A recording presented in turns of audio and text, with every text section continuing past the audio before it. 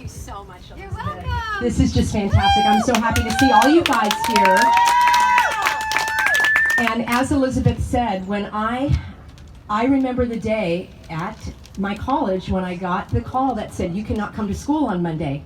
None of your students can come to school on Monday. In fact, you're going to have to start teaching these classes online. Well, I teach English to adult immigrants. They don't even have computers. They're still putting in www with a comma. They're still learning how to use technology, and I'm supposed to be teaching them online. I remember that day clearly, and out of frustration, I typed onto Facebook, "Life has been canceled until further notice." And I thought that was a little bit snarky of me and maybe jumping the gun. So what I decided to do instead was to actually go and read this governor's orders. And I have them here, and you can type them out, you can print them out also. And I started to read, and I started to remember, because I have a degree in political science and a master's degree in international policy, but I have never put it into use until now. And I remember one thing is when someone tells me to do something, I don't say okay. I ask why. Show me the law, show me the reasons, show me the basis, show me the recommendations. Furthermore, show me the science. But before I get to that, I just want to let you know that you can do the same. And many people have asked me, Peggy, I am frustrated, I'm angry, what can we do? Those are the words I hear over and over again. What can we do? What can we do about it? And what I'm going to say is we need all hands on deck. That means regardless of where you live. I have people contacting me from every state, from overseas, from the UK, from North America, from Canada, from New Jersey, from Tennessee, saying, Peggy, please help me in my state. What can I do? So my job as a patriot is to educate and inform and inspire you to take specific action to get results. Now, before I do that, I just want to say that I had a victory over my local government on Friday. And when I talk about local government, I'm talking about the local of the local of the local, which is my homeowners association. Do you know they're a government? They are elected. They are elected to represent me in my condominium complex, and they did not want to open our swimming pool. And I'm a swimmer, and it should have been open on May 1st. So rather than just complain about it, please don't complain. Complaining is not an action.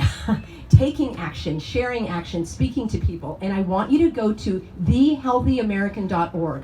You're going to download your free action guide. And I want to tell you right now what I did with my homeowners association. I went and I read the rules as to what was preventing this pool from being opened. And I'll tell you, there are no rules. These are guidelines. In Orange County, where I live, I drove all the way up from Orange County to be here to speak to you. They have something called a resilience roadmap, which likely is what you have in your county. These are only recommendations. These are not laws. These are not laws that were passed by that house behind us there. So when you have a recommendation, it means you are suggested. You can follow it or you don't have to follow it. My board of association was confused, and they thought that these were laws, statutes that they had to follow under penalty of law. And when I carefully explained to them, and I listened to them, and I said, what have you done so far? I didn't come out belligerent. I didn't attack them. Well, maybe my first email was a little emotional, I will say that. But then I realized that's not going to get me anywhere. So you want to engage, you want to ask questions, and I have several videos at thehealthyamerican.org. I want you to watch those videos, how to stop oppressive government. And my advice is to go local and vocal. You start at the most local. Look what they did in Atwater. Fantastic with the mayor, right? They were able to get their locality, their municipality turned around. We need all hands on deck to turn this ship around. We need the Air Force. We need the ground troops. We need the Marines. We need the Navy. So there are people that are fighting at the federal level. There are people that are fighting at the judicial, which is the legal, the court level. And then you need to go just directly to the people. Going to the Supreme Court or asking AG Barr to open up my community's pool was not going to help me. So I went to the direct source, and I had a conversation, and I said, would you like to get more information? And I called the local Department of Health, which I encourage you to do in your county, and you ask them, show me the science and show me the law. Show me the law by which you can demand that our swimming pool remains closed. And guess what? There is no law. It's a recommendation. And I'm happy to say that I also volunteered to be on the pool committee. And the very next day, I was the first person in that pool swimming. So I want to empower you to take the smallest steps at the most local level possible. Get together with a group of friends. Share the information. Share the website. Share the videos. Help educate them. Now, I need to say something that many people in California have become jaded, and that means they think there's nothing that they can be done. And I've heard from countless people saying, well, it's a democratic state, you Californians are crazy. No, the government might be crazy, but we Californians are not. And we need to also make sure that we are representing ourselves and voicing that and letting people know, just like this wonderful gathering we have here, that the laws and the government is not necessarily representing our interests right now. I want to speak very briefly about this Capitol building and what goes on there. You know that there are 3 co-equal branches of government. Co-equal. That means the governor is not above the legislature. That means the legislature is not above the courts. That means the courts are not above the government. It's a check and balance, which is how our country was designed. We have 2 chambers there. We have the assembly where they introduce bills, and then they go into a committee, and there's public debate, and then if they're passed, they go on to the Senate, and the same process is repeated, and if it's passed, the governor signs that bill into law, and that is called a statute. Why is this important for you to know? Because a statute was passed by the legislative body. It actually is a law. That law is written into the California Code, and you can look it up, which is where I got all the information. There's also a California Constitution, and if you read that, you will find that California Constitution protects our liberty. Now, the second thing I want to explain is that the governor's role is not to make law. He does not get to go there and make law. He might have somebody introduce a bill for him, and you better believe he does, and that's okay. But he does not have any legal authority to order any public individual in California to do anything. These regulations are not from the governor. The governor cannot tell you not to work. The governor cannot tell you not to swim in the pool. And the governor cannot tell you not to go to the grocery store or that your job is not essential. He does not have the right to do that. The role of the governor is to sign the bills and then spend the money that they gave him and to oversee the departments. So we've got the Department of Fish and Game. We've got the Department of Health and Human Services. And the Department of Health and Human Services, this is very important for today, oversees the State Department of Health. The State Department of Health then oversees the local boards of health. It's the local boards of health now that are making these regulations that are ruining our lives. The governor, if you read the order, which is the state of emergency is unlawful and invalid because there is no epidemic of this virus in our state, evidenced by, as we heard, healthcare workers being laid off. We also have, I spoke to a critical care doctor at Hoag Hospital, the largest hospital, one of the largest hospitals in Orange County, on the brink of bankruptcy. They had to lay people off. Does that sound like health resources are being overrun in the state? The law states, section 8558B, I know it by heart now, a state of emergency can only be called under certain conditions. For example, an earthquake, the electricity going out, a toxic waste hazard, or an epidemic. So then you have to ask, what is an epidemic? The law itself does not have a definition, so you have to go to the dictionary or to other reputable sources, which says an epidemic is beyond the scope of what's normally expected. So in California, we have the facilities to take care of flu patients. And the last count, I actually was off a little bit. The data for flu is actually provisional. Right now, they only just now confirmed the deaths for 2018. Are you hearing what I'm saying? All of these numbers are fabricated in the sense that they are not validated. Why is this important? Because they are using these numbers to scare you. They are using these numbers to tell you to wear a mask. They are using the numbers to tell the kids not to go to school and to close the businesses and to not go to church and to not swim in the pool, right? We all have our battles. And I am not standing down from this battle. Friends, I grew up in Orange County, going to Disneyland, riding my bike free, no problems, never thought about the government, even as a young adult, just, kind of went around along with it. And I believe now the number of young people that I'm seeing are having an awakening as to how the government works, how it operates. I drove with my sister through Central Valley, which just brings me to tears, the amount of agriculture. We are feeding the world from California. California, the largest state by population in this country, the 5th largest economy until it was decimated. The county that I live in, do you know that the unemployment in February was 2.8? That means everybody has a job. In fact, there are jobs that need people to work in them. 2.8 unemployment. Do you know what it's predicted to be now? Over 30%. My heart breaks. My heart breaks for all of the losses of this illness. The losses of the increased suicides. People who could not take the psychological warfare that was enforced upon them. The people who had to have their parents die alone because they were not allowed to go in on their deathbed. This is beyond wearing a mask. This is beyond social. I'm not even going to use that word. The deaths that we have, the losses that we have endured here, my heart breaks, and I know yours does too, and that's why you're here. And that's why I want to give you the step-by-step way to go against this. Friends, you have got to go to the most local issue. I was talking about the governor does not have the right to tell you to do anything. He recommends, he asks you to heed. Heed is asking to you to heed the orders of the public health. Orders are not, remember I talked about statutes? Those are passed by this legislature. Regulations and orders come from the agencies. Those are things like, when is the DMV going to open? What does the form look like?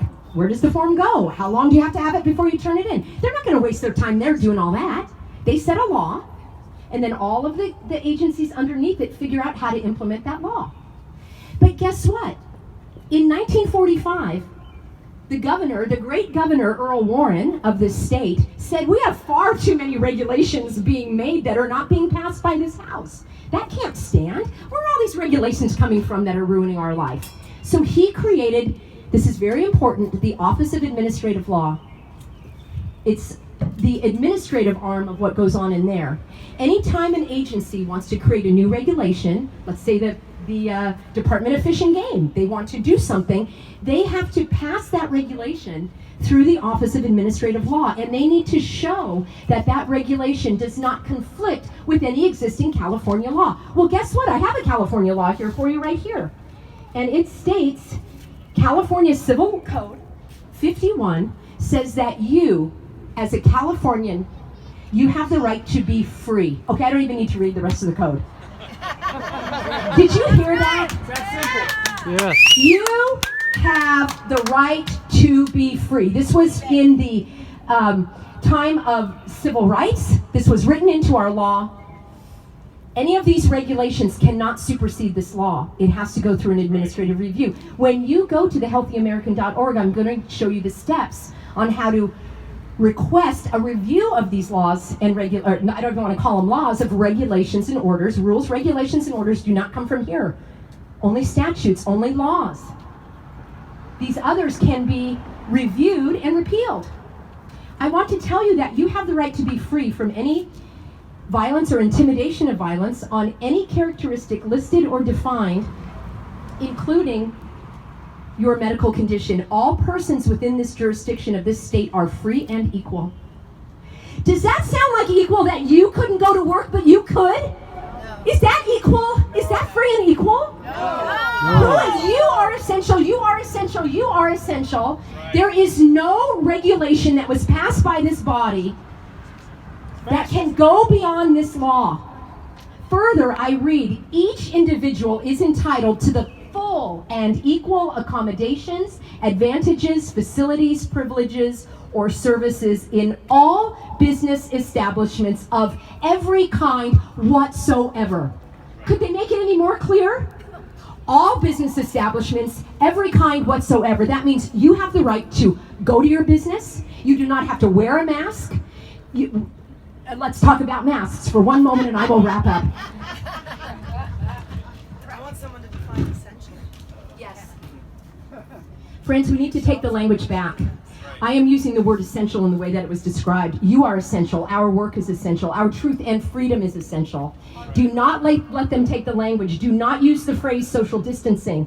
The phrase is forced separation. You did not consent to not being able to stand next to a person, okay?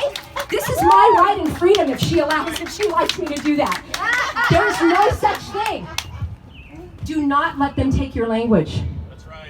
Yes. Now they are saying that our rights, did you hear the new phrase? They're starting to use the phrase social privileges. Does that boil your blood like it does mine? Am I going to blow my top here?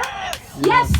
This was written in the Journal of New England Journal of Medicine, and these lawyers started to say that unless you follow along, you might not get your social privileges back. Wow. I want you to pay attention to the language. I'm an English teacher. Language is everything. Bringing China here. Yeah. These are not social privileges. They are our God-given rights. Constitutional rights. The Constitution does not give us rights. We were born with rights. Yeah. The Constitution exists to prevent the government from trampling on our rights. Yes. And now this is where we're going to take our rights back. I got this in the mail from my county board of supervisors. If that's not threatening, I don't know what is. It's a senior citizen with a mask on. Let me just give you a couple words about masks. They don't work, all right? Unless you are a medical professional and you have a sterile mask, which you follow a protocol for putting on, you never touch the mask. It is disposed of between each interaction with an individual. It is disposed in a sterile manner, and you have a new mask. And these are medical grade masks. You are not going into the grocery store performing a surgery in a sterile surgical suite. That's right. You are carrying germs around. How many people have a mask around their chin and then put it on their face? You're welcome to do so. Anybody who wants to wear a mask, I applaud you. That is your right. What I am talking about is the enforced muzzling of our society. If this doesn't look menacing to you, I don't know what does. Do you know that there are states, including in California? Remember, they cannot pass a rule that supersedes an established law. There is a law in California that you cannot cover your face if you are seeking to do some nefarious reason. Now we can go into a bank with our face, with a mask on our face? Seriously, people, this is getting ridiculous. And so what is the remedy? You go to your local county board of supervisors. Regardless of what city you are in, you can actually contact other boards of supervisors and let them know where you stand. I want to explain just very briefly how this works. You got the governor, co-equal branch of government. He cannot tell you to do anything. His only authority is to direct the agencies to do things. Read it carefully. He's asking you to heed the orders of the agencies. The agencies are issuing these regulations that are not laws. These are guidelines. You have a business, why don't you open it? You have a church, why don't you open it? I don't know who I'm more frustrated with. I expect the government to be tyrannical. I don't expect the public to roll over and go along with it. So you stand up. You don't ask for permission. You open and you take the consequences. The people that don't want to go, they don't have to go. This passes the laws. The governor has the money, tells the agencies what the laws are, and the agencies go around to figure out how to implement them. In each county, you have also a government, a county government. You have a county government that oversees your sheriff. You have a county government that oversees your district attorney, which is where I'm going next with this. You have a county that oversees your Board of Health. Why am I going back to the Board of Health? The Board of Health at the state level and the county level are solely responsible for the decimation of our economy. They are personally responsible for the increase in suicides. In Orange County, I spoke to the Sheriff's Department. Do you know that the calls for child abuse are up 35%? Raise your hand if you would have been willing to get the flu to save one child from being abused. How about one person from committing suicide? How about one business from going under? I personally would have gotten the flu to talk about lay your life down for another. Exactly. It's our right to choose. That's right. It's our right to choose. It's our right to choose. Friends, you can send all the letters you want to the governor. You're fine to do that. What you need to do is go to your county board of health, and you ask them for the science behind these measures. I dig deeper. They all are going to refer you to the CDC. Do you know I went to the CDC website? I read all those reports that they have.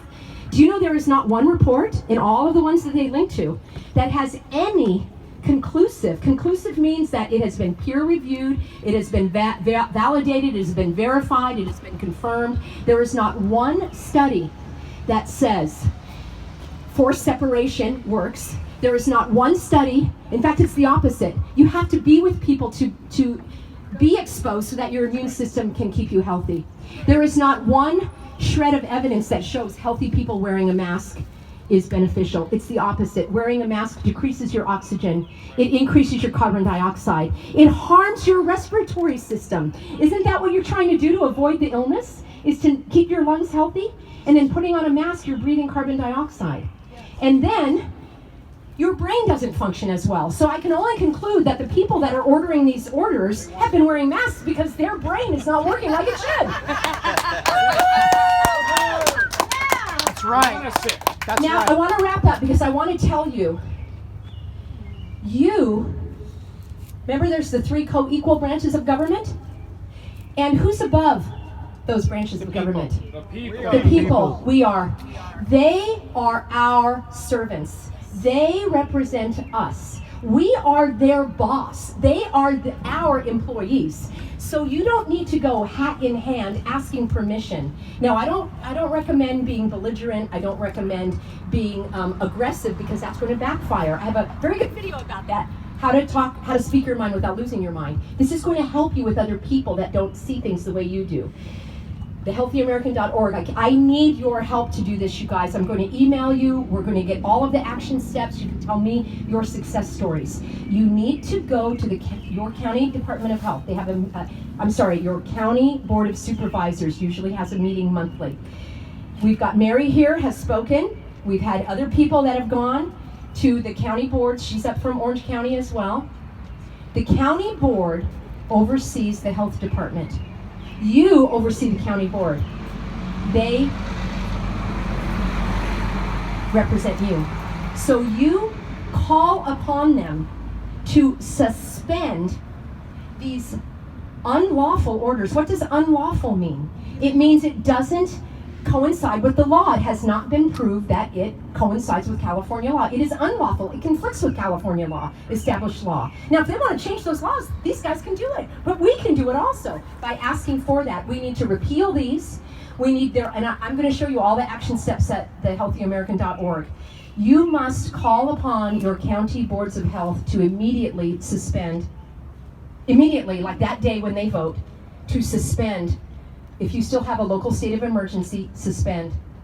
If you have any of these orders to wear a mask in public, suspend.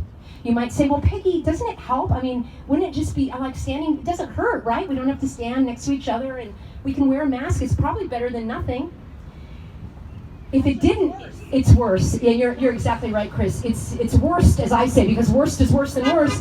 And it's worse because it actually harms your health. Yes, love the supporters. It actually harms your health. It actually harms the function of your immune system. You have got to educate family, friends, parents. Do not put a mask on a child. It is a slow suffocation. Absolutely. It's actually illegal in the state of California under the age of 2. There you go. And that's why they put that. So I guess when you're 3, you don't need to breathe. Yeah. Now, when I drove up here, friends, I did a video on Facebook. I did a rant. And if you want to go to Peggy Hall, you'll see it. I did a full-on rant where I said, I cannot believe I'm driving up on Memorial Day. These most eloquent messages from the pastor and the mayor, and I say that the Holy Spirit is my co-producer here because I do feel guided by God drawing me into this, like I say. But I could not believe that on Memorial Day, honoring those who died for our freedom. Do you think they died for our freedom to ask if we can breathe? Yes. They'd be ashamed. It's unbelievable. It also happens to be my dad's birthday today. It's a special extra day for me. He is also deceased. He fought in the Korean War, so he was a veteran. And it would be, absolutely, it is atrocious. You do not need to ask permission for your rights. You don't even need to demand them. You go and you direct that local agency who represents you. The electorate is above the Board of Supervisors, and you demand that these orders are suspended immediately. This governor has skirted the law in so many issues. In his latest, it's not a state of emergency, that should have expired a month ago. He renewed it. He can't renew it. I know, but I know. What he did is he issued an executive order exactly 60 days after the state of emergency. In that executive order, he clearly states that he is just going to, you know what, remember the law I told you about the regulations have to be passed by the Office of Administrative Law? In his declaration, he said, oh, you know what, it doesn't apply in this case. This review of the regulations doesn't, it would hinder our ability to put these emergencies. So people ask me, Peggy, doesn't a state of emergency suspend law? No, it doesn't. A state of emergency does not suspend law. The only thing that suspends law is a police state. And that means when the governor steps down and puts, not even steps down, when he turns all of the control over to the police, that's a police state. And that's when the laws are suspended. They're not suspended because he said, I don't think I'm going to follow that one. That's why we have these things going on here. well, it's not a police That's a state, tyrant. It's a California Highway Patrol state. Thank you for that. You're welcome. Thank you, Chris. Yeah, so don't speed. That's who the That's- people that's- were in riot gear. It was the California Highway Patrol under direct Orders. order from the governor Yes. that kept us from stepping on those grounds. So you're exactly right, Chris, and you can see why writing letters to the governor is not going to be as effective. What you need to do is to work at the most local level possible. Your city council. Look what they did in Atwater. You go to your city council and you say, I want the same thing here. Why are you requiring people to wear masks? And they will refer you to the County Board of Health. And then the County Board of Health refers you to the State Department of Health. And the State Department of Health refers you to the CDC. And as I said, none of the data of the CDC holds water. Nothing that talks about the forced state spacing, nothing about the masks, nothing about asymptomatic transmission, zero, false. No, every study says it's inconclusive and we need more research. That is not enough to decimate the state of California. I know we have problems in the entire country, but we're here to talk about California. So what I want to do for you guys, I would like to remind you, these are recommendations. You do not have to wear a mask into any place of business. I have these cards for you at the website. You can click on them, download them, and you don't even talk to the manager. You just point to it, have them read it. What it states is that only a licensed medical doctor is qualified to give you and me advice to wear a mask. I don't think the manager at Costco is a doctor, or at Ralph's or Rayleigh's. I don't think he's a doctor. That is a medical intervention that can only be advised by a medical doctor. You have them read this, and on the back it has the Civil Code 51 that states they cannot prevent you from coming in. And offering to bring your groceries out to the sidewalk is not free and equal access. Are you with me, you guys? Yeah. Okay, listen. We had such a beautiful prayer from our Pastor Mark. And what I want to do is read to you my prayer, which I know I have here. And I have these cards for you. My goal is to educate and inspire and inform. If you sign up with me, I can email you all of the steps. I can tell you what's going on. You can tell me what's going on. I want to stay in touch.